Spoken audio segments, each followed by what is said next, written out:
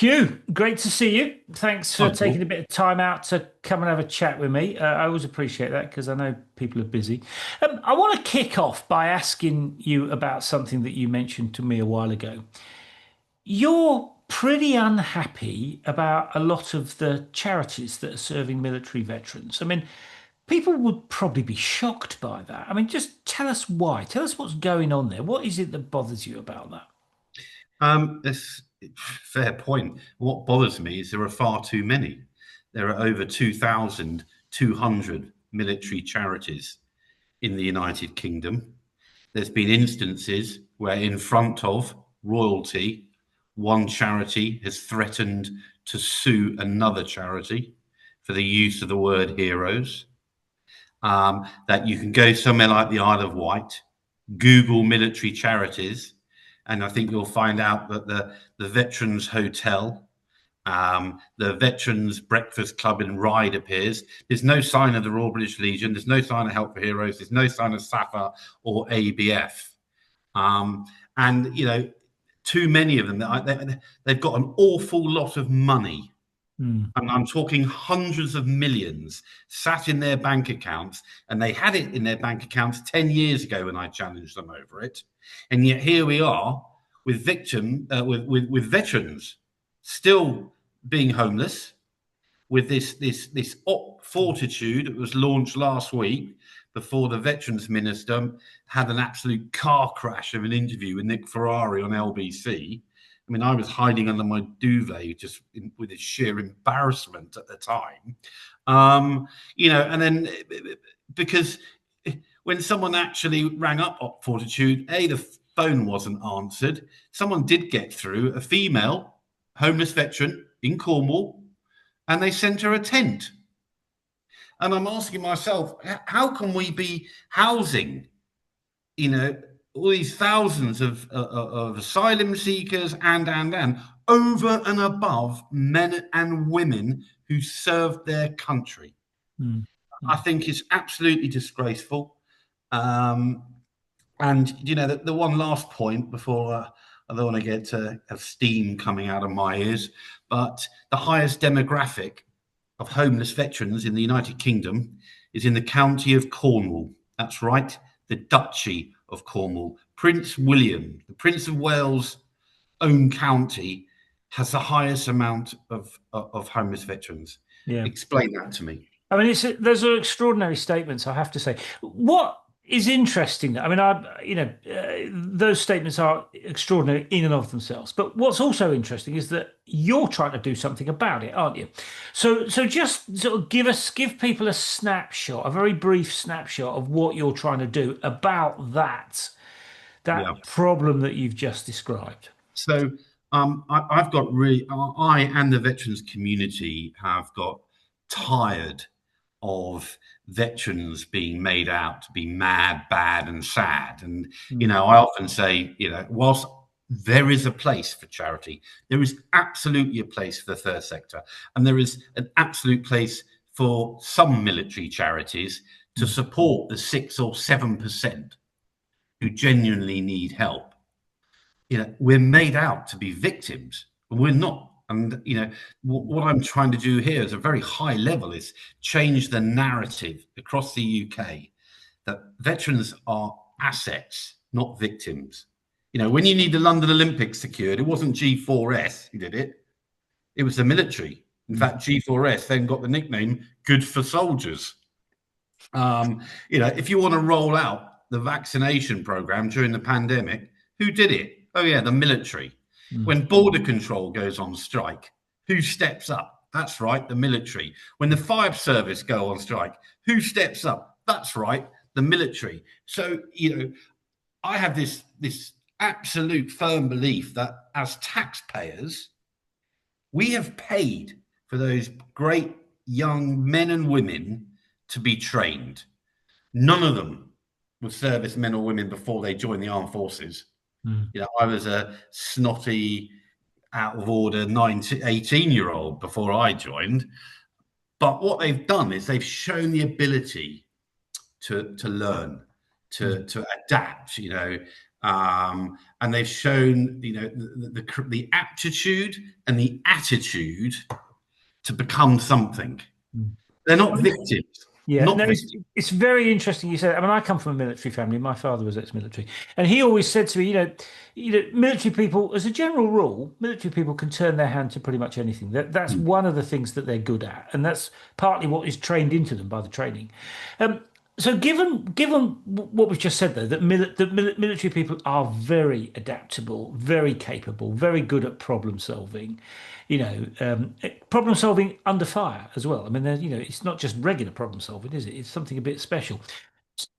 Tell me about what your WeServed proper organization. I, What is it specifically that you're trying to do to change this narrative that you talked about service personnel being victims or treated? yeah, so very briefly, I left the armed forces. I fell into recruitment and staffing. I recruited in the city. I got cheesed off for that. I then decided if I could help military service leavers and veterans into employment. That was 15 years ago. I set up a company which is still going today called Force Select with General Sir Mike Jackson and the author, former SAS Sergeant Andy McNabb. Since then, we've put over 4,000 veterans into employment. Wow. Now, over that 15 years, there became a recurring theme that for military service leavers and veterans, when they left the military, that was it. Off you go. You're Yeah. on your own. Yeah. And what they wanted was one single platform where they could go to get a job, maybe to get the training they need to get that job, to get access to housing and accommodation, to get access to healthcare and wellbeing products, to get access to financial and legal support. I mean, most soldiers join the military at 16. Mm. They've not paid council tax. They've not registered for a GP. I mean, when I left the military, I had never had any debt. I've never had a credit card. Mm. So I was invisible. I couldn't even rent somewhere to live because I didn't have a credit folder. I Mm. had to go and get in debt. This Mm. is bonkers, right? And then on top of that, as important as employment and training, veterans want a safe and secure social media platform where they can get in touch with old friends, old comrades. They can reach out. They can advertise their breakfast clubs, their charity, their fundraisers, etc. And on the other side of the actual veterans community itself, believe it or not, the Ministry of Defence has no real way of accessing their veterans, especially the 20 to 40-year-olds who we call the sort of optelic Iraq and opheric Afghanistan cohort. Why? Because they're all on TikTok and Instagram. Mm. My daughters are 24, 21. I'm 56, therefore an old git. And they think that, Facebook is for old people. And to an Yeah. extent, they're right, Yeah. actually. So Yeah. what WeServed has done is pull together a digital platform that is free for a veteran to join and up to 4 members of his or her family. Mm. And it's secure. And that means that the veteran has to upload their proof of service so we don't get all the Walter Mitties and others Yeah. Okay. trying to get on board. Because the other thing is, many companies are big supporters of our armed forces, whether it's BAE Systems or Babcock, or whether you're selling Gore-Tex or running of sports kit and equipment, angling, whatever. They want to reward our community. They want to say thank you for your service. By the way, okay, we'll give your daughter 10% off because she's a student, but we're going to give your veterans 20% off because they've earned it. Mm. Mm. Yeah. Now, because we verify and authenticate, we can negotiate those sorts of offers. Yeah. And what is it? I mean, I can see the logic to that. I can see why that would help individual veterans. And I can see the benefits of that. What is it you want to achieve in the longer term? Longer term, I'm planning to scale this globally. There are 5.1 million veterans and their family members in the United Kingdom. We have just signed a contract with an outstanding software development business in Lviv, in Ukraine. Right. So I want to be able to repaper our platform, put it into Ukraine, and provide the Ukrainian veterans and their families with the support and God knows they're going to need it after a war. And then I want to scale it globally. And my sort of I want to have a global Facebook for veterans and their families where they can all communicate, exchange ideas.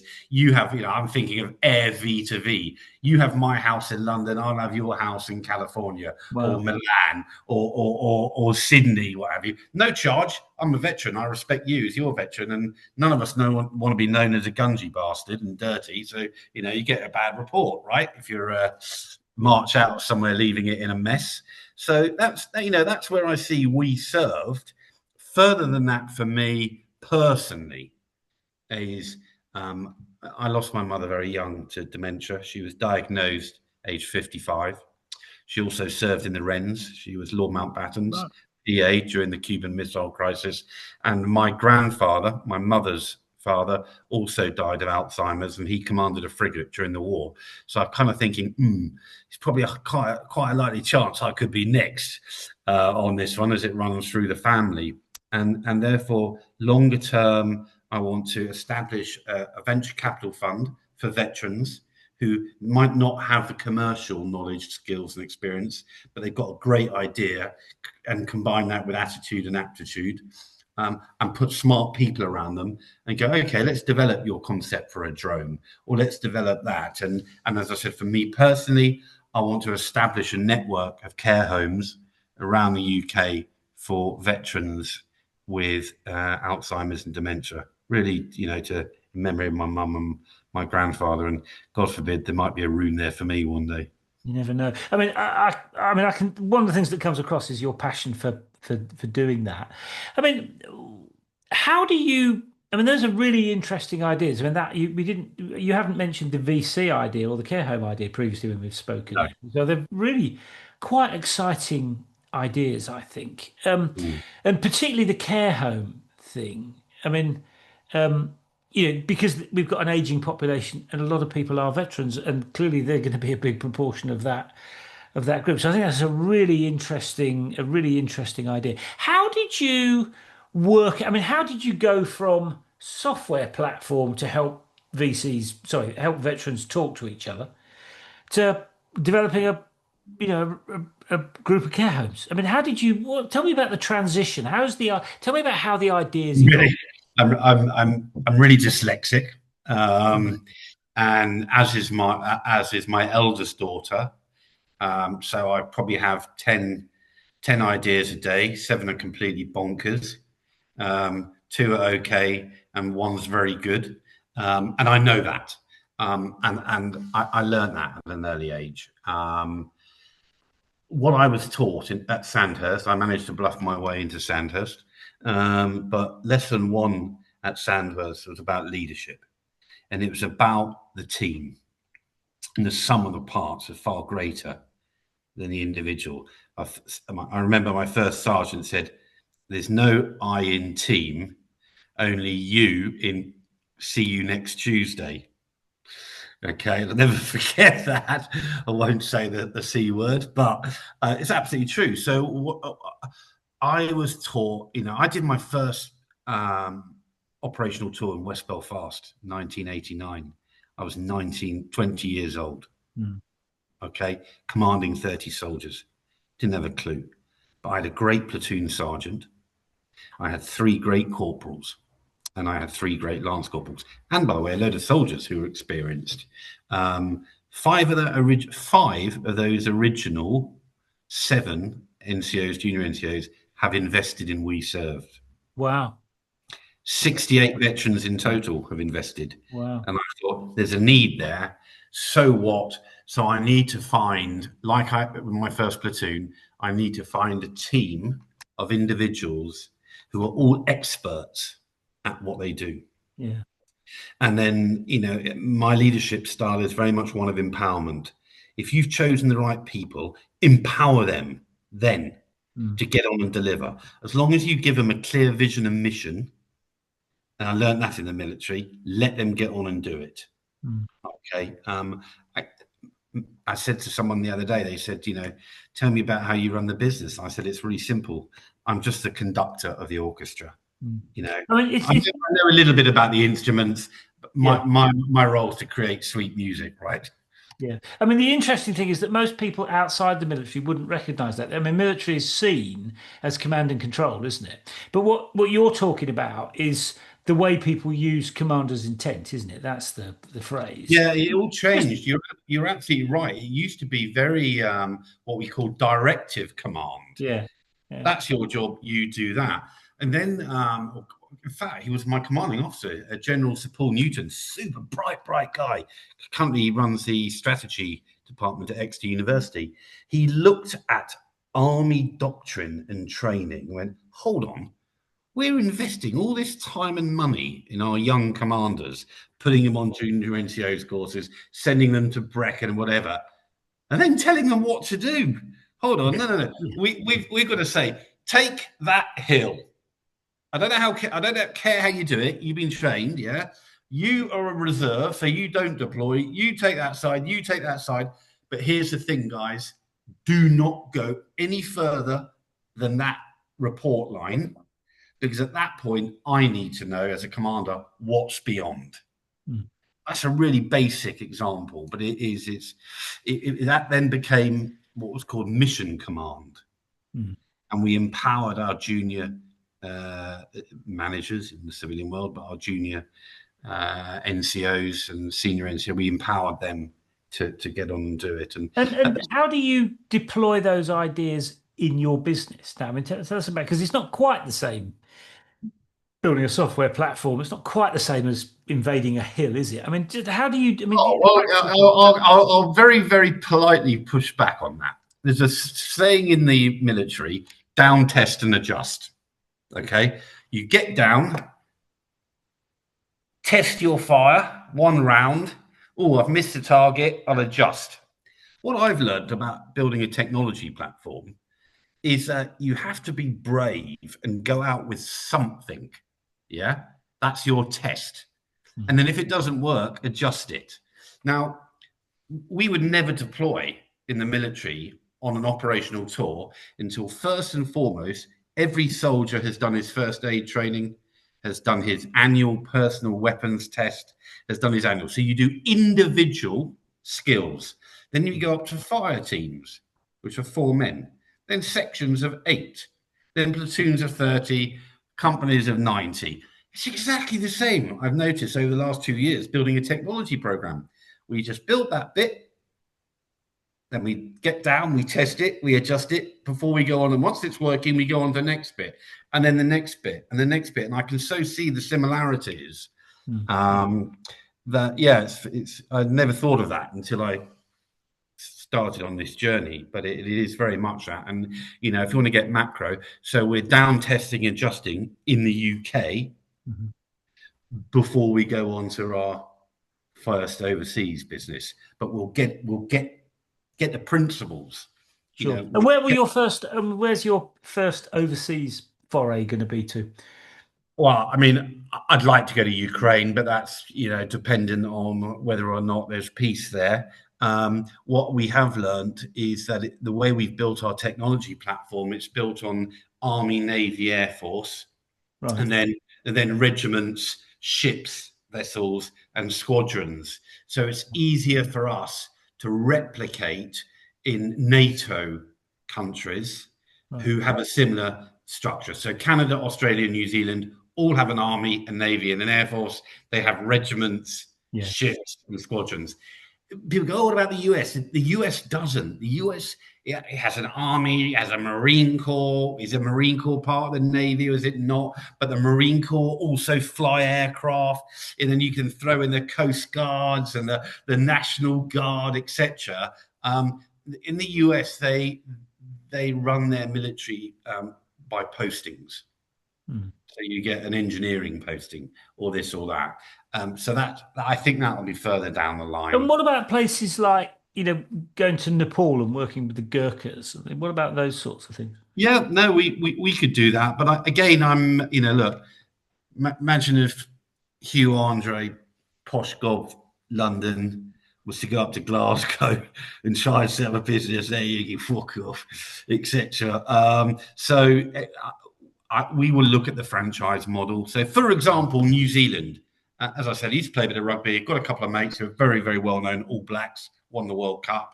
They want to take this to New Zealand. And Mm, again, something I've learned from my daughters, the power of collaboration and the use of influencers. mm. I mean, we used to call influencers managers, right? Or officers or senior ranks. They just used to influence those below them to do X, Y, and Z. I mean, But the whole world of marketing has changed with things like yeah, influencing. It's a different game entirely now, isn't it? yeah, I'm learning every single day the power of SEO, the power of X, Y, and yeah, Let me ask. I mean, and I ask because one of my best friends, he's ex-forces, and he's got a very serious visual impairment. I mean, he's very nearly blind. I mean, what about those kind of issues? I mean, veterans with, you know, visual impairments, hearing impairments, mobility. I could go on. I yeah. mean, because there's a high proportion of the veteran community has issues like that because of their service, don't they? I mean, Hips, tell knees, us about that. ankles, backs. Yeah, Yeah. hips, knees, ankles, backs, sleep apnea, teeth, ocular, the whole lot. So I've just hired a guy by the name of Ed McFarlane. Ed's just come out of the NHS for 7 years, where he's been for 7 years, creating pathways actually for women and sexual health issues. So he's joined us now. He's in the planning phase, and he's already got. We've got to a point now where we've got male health and well-being, female health and well-being, and then we've got family members, children, and then you can start breaking that down, and that's what we're doing.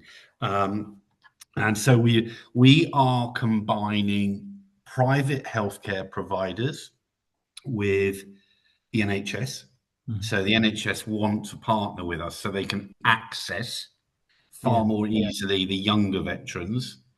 And there are two wonderful pathways that I'll mention: Op Restore, which is for veterans who have physical injuries, and then Op Courage for those who have mental health issues. I've been on Op Courage, the record. Now, the problem is at the moment, when I had a big wobble a couple of years ago, I didn't know where to go and get help. Mm. And I thought, my God, if I don't know where to go and get help, where does Tommy Atkins what's Tommy Atkins in Grimsby going to do? Because first and foremost, you've got to get an appointment with your GP, right? Mm. To get a referral onto the veterans pathway, it's at least 3, normally 4.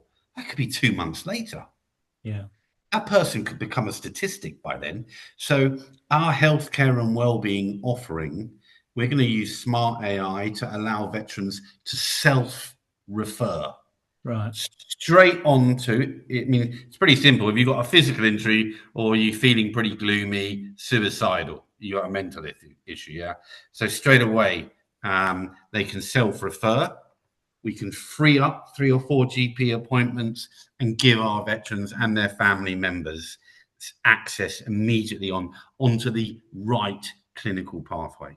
Mm. And what about things that, I mean, sorts of things you've talked about. I mean, you can see why going to a platform, you're getting some electronic help, with AI, Yeah. referring you to see a GP. I mean, I can see how that works. What about things that require physical assistance? So, I mean, I came across some years ago now, I mean, an ex-veteran, or he was a veteran that was homeless Mm. and, was struggling to access sort of practical help for that. I mean, what about those sorts of people that are, I mean, when people get homeless, it's often because lots of things have gone wrong. Their mental health has gone, their family have, they're estranged from, they've lost their job. I mean, what about, and I often think that the homeless people are often a victim of multiple things going wrong in their lives. So it's very, very difficult to handle. I mean, it'd be difficult for, somebody that's not struggling to handle those things. I mean, what about those people that maybe need, if you like, physical hand holding? I mean, what about Yeah. that? So we served as a marketplace. Others have also described it as a directory. So, Right. for example, when it comes to housing and accommodation, we will have listed on there all the providers, county by county. Yeah. Um, what happens is our membership or community manager often gets an email or LinkedIn saying, "This I've come across." Okay, it happened the other day. 70-year-old up in Cambridgeshire was going to be left homeless. Found out he was from the parachute regiment. I Mm. got a tip off on LinkedIn, someone who went to a remembrance service. They met him. They couldn't believe that within the next couple of weeks he was going to become homeless. I referred him straight to our community manager, and she picked the phone up to the Parachute Regiment Association, and they sent one of their people out straight away Right. to go and see him. Of Yeah. course, so it's. I often describe us as a bridge for many things, whether it be for employers wanting to hire, for veterans wanting to find jobs or help or housing or advice. It's about creating that bridge, that connectivity. But we don't recommend. Does that make sense? We're Mm. not an e-commerce. This is a bottle of Coca-Cola. You must have that. No, we'll say we have a number of different health providers. You choose what's right for you. So you're about helping people make sensible choices. Yeah, making it, as I go right back to the very beginning, a one-stop shop, Yeah. cradle to grave, that the veterans and their families And what all. about, I mean, what about support from government ministers? I mean, you would think, maybe I've got this wrong, but you would think that government ministers and the MOD would be incredibly supportive. I mean, has that been the case? Have they helped you facilitate you doing these things? No, not at all, because they see me as is a business, Yeah. uh, as opposed to a charity. It's yeah. We're not a charity. We are a Let business, me and we let me give pick charity, but they won't. and let me pick that issue up though. I mean, why is it that people think that this stuff should always be done by charities? There's one question. Another question is, how is doing it through a company, a business, how is that better than doing it through a charity? I mean, just let's explore those two questions. Let's talk about the why is it that people think that it should just be done by charities? I mean, why do they think that way? I think it's just been, it's in the sort of the last 20 years. If we use the last 20 years as an Yeah, example, yeah, you know, wonderful charity Help for Heroes appeared. Yeah. And suddenly, it was kind of it was a perfect storm, wasn't it? You had Iraq, then you had yeah. Afghanistan, and we had young men and women coming back into Wootton Bassett, being marched through in coffins, etc. Um, and that's all the public saw. This is this misery, etc. And of course, there's a role for those charities, but that's past now. That's gone, and we've still got, we've got a tidal wave of mental health issues Hmm. coming on the horizon because you know Iraq 2008, Afghanistan, that abysmal withdrawal in 2019.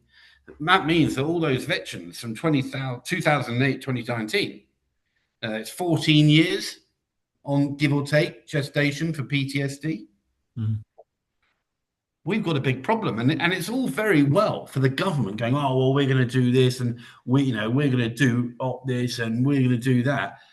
We haven't got the doctors, you haven't got the counsellors, you Yeah, haven't got the nurses. yeah.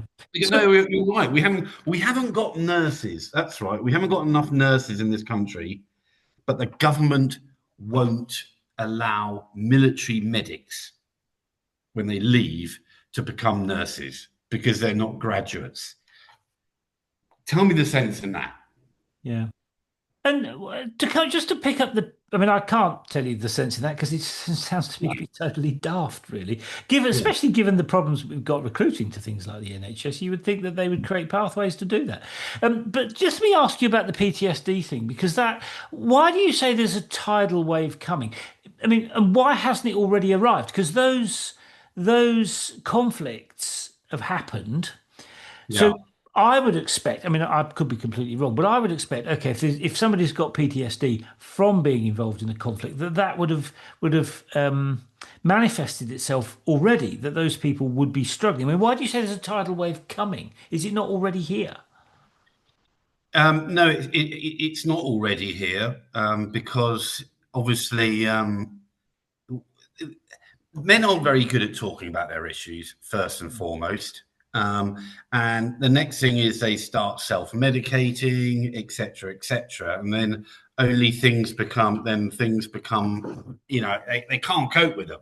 Mm, Um, and so then they become problems. So that's why we've got this issue coming down the track. And if you don't know where they are, suddenly they become statistics. They start. Oh, he used drugs. He drank. People put deaths down for veterans, and I can name. I'm not going to. I can name one of my old soldiers. It was found 3 days later in his flat by his mum, dead. 3 days. He drunk himself to death. mm, He wasn't alcoholic. He was using alcohol to commit suicide mm, and or drugs, etc. But it's convenient for government to go, oh, well, it's alcoholism or it's drug use. No, mm, it's not. It's his mental state, mm. his loneliness. And how do you, I mean, given that that's such an important issue, I mean, how do you, given your platform and what you're doing, I mean, how do you think you're going to be able to help? I mean, what are your thoughts on how to help deal with those things? Because that, I mean, A, it's a quite a big problem, and B, helping people with mental health issues is never an easy thing. It's not like you give them a pill, generally speaking. It's they're complex problems, time-consuming problems, things that take time to resolve. I mean, how First do you thing, think you can help with that? the first thing, I'll speak about my own scenario. I had a very difficult childhood upbringing. I went to boarding school age 7, 8, and then when the lights went out, got abused, etc. And I bottled it up and I carried it with me, throughout my life. And then 2 years ago, one of my immediate families, one of my daughters, you know, we had some real terrible, terrible issues. Probably don't have to go and describe it, but I'm not alone, and there are plenty of parents who've had to deal with their children who have significant mental health issues. But thankfully, her mother found her and got her to hospital on time. Um, and we got her through that, and there was absolutely no support for her in Northern Ireland at the time. She then went on her very first holiday with her best friend, aged 18, um, where she night she arrived, 5 white men. Um, well, you know what I'm going to say. So let's move on, right? So and I found out what had happened to her. In many ways, I was grateful that they spiked her drink, so she couldn't really remember. And at that point, the red mist just came up. Mm, My anger. I mean, I forget even father, any parent yeah. want to seek revenge. Well, I did. I wanted to find them and kill them. And thankfully, a couple of my old soldiers said, "Don't do that, boss. You will get caught and you will go to prison, and that won't help her." Mm, Now, I'm really lucky, Paul. Really lucky. My partner could see me just rattling downhill, drinking, etc., angry. I also withdrew into myself. I'm quite a pretty outgoing guy most of the time. And she said to me, if you don't get help, I will have you sectioned. And I thought, Um, and I rang up Help for Heroes. Why would I ring them up? And then I rang up Combat Stress, but it wasn't combat stress. This happened to a member of my family, to my little girl, you know. So I rang up Walking with the Wounded. Well, I'm not wounded, you know, I'm just Mm. fucking mad, right? And at that point, I thought, oh my God, Hugh, look in the mirror.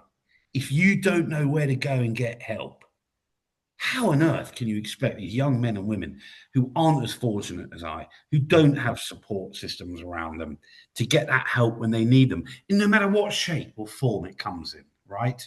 It could be in a car crash. It might be their mother dying, whatever. You know, they didn't know where to go. And, you know, that really kick-started it. And I got on, referred to the Op Courage pathway.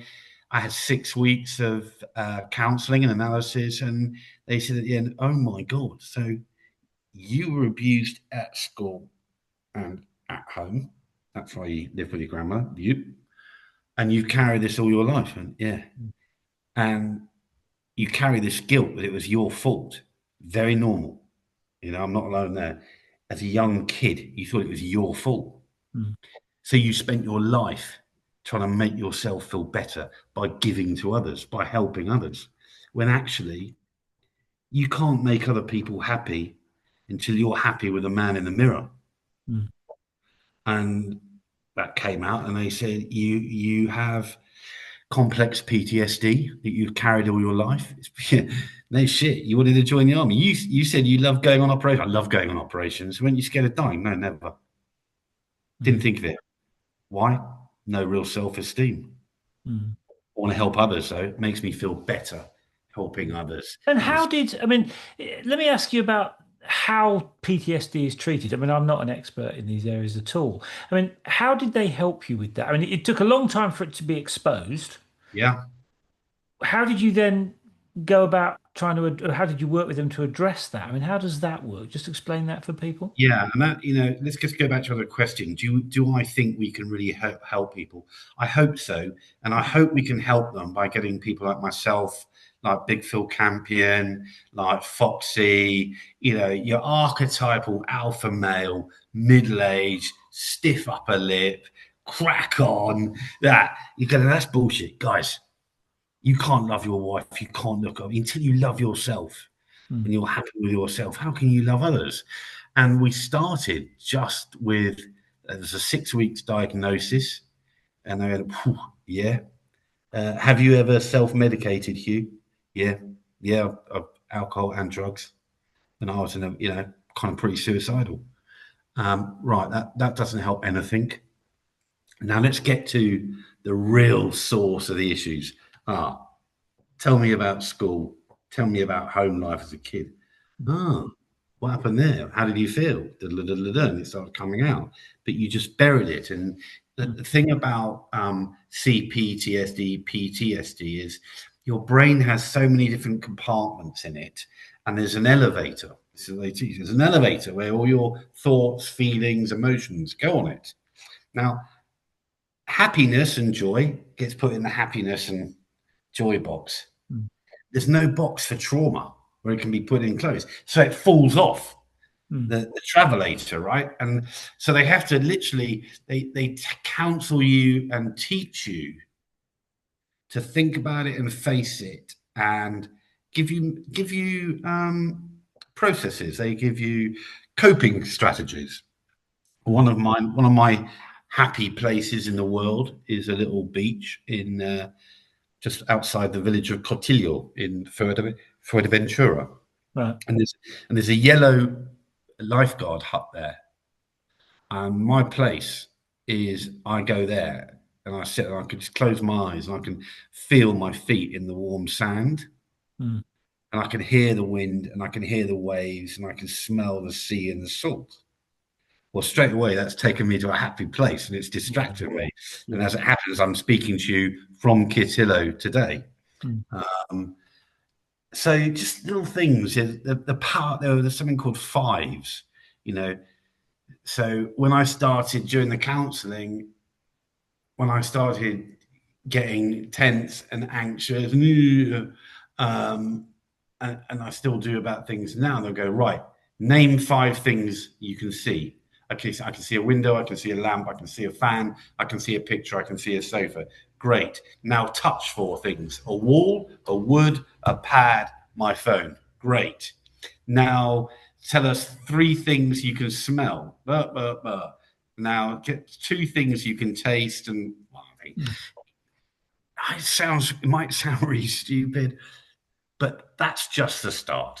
And that's it. So the minute you start thinking or feeling the black dog arrives, your coping strategies, your drills kick in. Mm. You know, some people, when they wake up in the morning, they find themselves in the penthouse.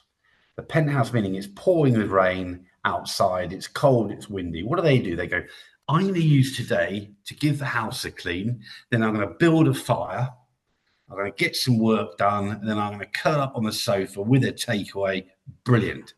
Sadly, however, some of us wake up in the basement Mm. that day, and it's cold, it's wet, it's dreary. What am I going to do? I'm not feeling very motivated. I'm feeling depressed and down. You know, counselling teaches you to wake up in the penthouse. The And the right, military, of course, are good at embedding drills, aren't they, into how they, 100%, which is 100%. it fits alongside a whole load of other drills that you will have learnt and memorized and Yes. in a way that perhaps civilians don't do that so much. No, it is. It's all about drills, because when the shit hits the fan and the rounds start flying, Yeah, you just automatically dash down, crawl, preserve, sights, fire. yeah, yeah. There's your drill. Yeah, Why? it's interesting. It's interesting as well. The thing that was going through my mind as you were speaking is that I think there's a really important principle in leadership, which is that if you want to look after your people, you have to look after yourself. It's very easy to forget that. But if you're not on top form, you're not able to support your people. So those things, we companies spend loads of money on professional development and stuff for staff, and often CEOs forget that actually you need to invest in your own well-being, your own development, because that is critical to enabling you to support your people and to help them, if you like, do their best work. So what you've described, I think, is actually a really important principle. Yeah, I mean, I'm speaking to you from my happy place in Cotillo down in Fuerteventura. I'm here till the new year, but I have a meeting at 11 o'clock on a Monday, a Wednesday, and a Friday with the team. Mm. And I, I've got, in the military, call it a tactical yard. I feel further enough away that I can still speak with them. How are you getting on, Ed? How are you getting on, Dan? Hannah, is there anything I can do for you? Yeah, no. Are we on track to hit Friday? Yes, we are. Great. Mm. Yeah, I can go off and do other things and make sure counts and this and that, do some business development. But yeah, I think I've got a great friend. She's super bright. She runs a global business. I saw her the other day. She looks so tired and exhausted, and I'm like, oh, God, come on. You got to owe it to yourself. You got to invest in yourself Yeah, to have a break, to have some time, and it will make you a better person. It will make you a better leader. It will make you a better manager. yeah. Let me ask you just a few more questions before we wind up. I mean, you've been on an extraordinary journey. I mean, we've talked about this in the past. When you look back on that journey, I mean, what would you say the most important things are that you've learned? I mean, what are the things that really had an impact on you? Never, ever be afraid of failure. I see failure as a positive. The only way I learn is by failing. And, we have an approach at WeServed. I encourage, I've got 20 odd staff now. I encourage them to fail Mm. once. Then we learn, we down, we test, we adjust, and we go again and we come back better. So never be afraid of failure. I think that is a failing in the United Kingdom as a whole. What's the army logo or phrase? Be the best. Mm. I went to a private school. where you were going to win at rugby on Wednesday, you were going to win at cricket on Saturday, and you would go to Oxford and Cambridge. Well, do you know what? Sometimes you don't. Sometimes you lose. Sometimes you fail. Learn how to deal with failure and Mm. use it as a positive experience. And the other thing is, it's just my mantra, Paul. And if you said to my daughters, what will your father have on his grave? What was he always teach you? Three things. I'm dyslexic, power of three. Be kind, be curious, and be brave. Mm. Mm. I mean, good advice for people, I would suggest. Um, Let me ask you, just to follow on from that point about reflection. I mean, do you think your experiences with WeServed have changed you? I mean, it's a very different world from the military, isn't it? The Yeah, civilian world and being a tech entrepreneur, for want of a better way of describing it. Has that changed you at all? it has. It's taught me, age 56, I can learn again. The last 2 years, because I'm up to then 20 years in recruitment and staffing. Then Right. all of a sudden, I'm meant to be the CEO of a tech business. I still don't know much about tech, to be honest. As I said, I just see myself as the conductor of the orchestra. But I have learned so much. And I say every day is a school day, and I love it. Learning about technology, learning about aspects, whether it be employment or training or healthcare or well-being, and just learning about how to be a better leader, actually. Mm. Because I'm now recruitment staffing is only 1/8 of what we do. Mm. So 7/8 is new stuff. Mm. And it's been a wonderful experience. But I still, back in 2008, 2009, I lost a company. I put 250,000 of my own money in it. And unfortunately, four companies, one led by a dragon, pre-packed on me. They folded, owing me the £250,000 that I'd put in.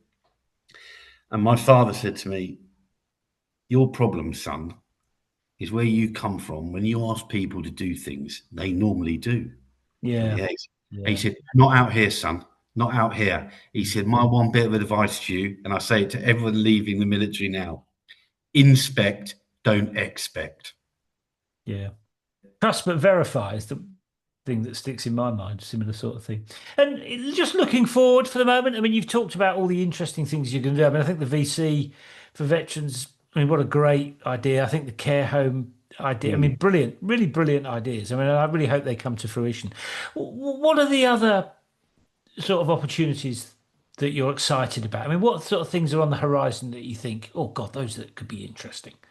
Yeah, I mean, well, I'm interested about the healthcare piece, and then we're going to tackle the housing and accommodation. So we do things in quarterly sprints. But actually, what I'm really excited about now is the team that I've now got in place. Right. It's really exciting me. They're great. And I've said to each one of them, in 2 years' time, one of you needs to be CEO or head of North America or head of that. I've got to go and set up a VC fund. I've got to go and do care homes. I'm very fortunate. I've got Brigadier Ed Butler, who commanded the SAS over 9/11 and 16 Air Assault Brigade as the chairman. I said, "Ed, I want your job." Yeah, in 3 or 4 years' time, because I want to bring Hannah and Ed and Dan and Neil, or there can only be there can only be one CEO. But I said to all of them, military training. You always train to do the job of your boss. If Mm. your boss gets slotted on the battlefield, someone's got to step up Yeah. into those shoes. And I'm just really excited at seeing the team that's come together, their sense of purpose, driven by passion. And I can't wait till they start getting into a position where they can start putting their own stamp on it and doing their stuff. And that frees me to Yeah, go and I mean, do more. it's so interesting you say that because so often in the private sector you see the opposite. People do not like the idea of people stepping up into their space, do they? So it's really No, interesting to see the fear, different the approaches. fear. Yeah. Yeah, yeah, Yeah, no, I'm looking forward to it. I just, because I'm trying to build a legacy. I want something that is going to help millions long after you and I have fallen off this mortal coil, so to speak. Yeah, I just want to create and build a legacy that supports and helps. millions to come, and I suppose takes us all the way back to my counselling and Yeah. spending my life trying to help and support others. Makes me Yeah. feel better about myself. Yeah. Hugh, thank you for taking a bit of time out to talk us through the journey. I mean, it's extraordinarily interesting. And I think your ideas for the future are extraordinarily interesting, actually. So good luck Well, going if anyone forward. out there who's listening would like to come and talk to me, if you're familiar or experienced at running care homes, or you run a VC fund, or whatever, you'd like to invest in one, then please reach out, because I've got to. Yeah, I need purpose in my life. Thank Sure. Good. Hugh, thanks for coming on, and we'll speak again soon, no doubt. you very much. Thank you. Cheers, then. Bye bye.